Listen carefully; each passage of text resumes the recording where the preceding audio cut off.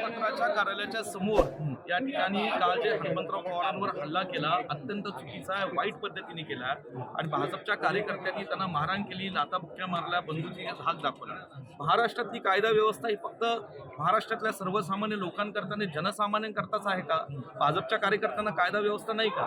आणि म्हणून जर भाजपचे कार्यकर्ते आज जर सत्तेचा गैरवापर करून कायदा हातात घेणार असतील तर महाराष्ट्रातली जनता सुरक्षित राहू शकत नाही.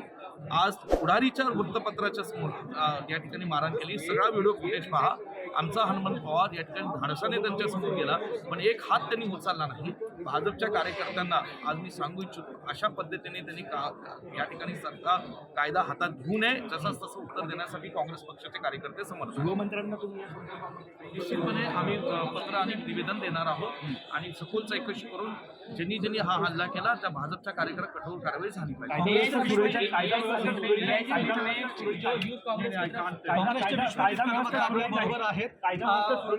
नाही ना, दिसून येते ना महाराष्ट्रात कायदा व्यवस्था सुरळीत नाहीच दिसून येते.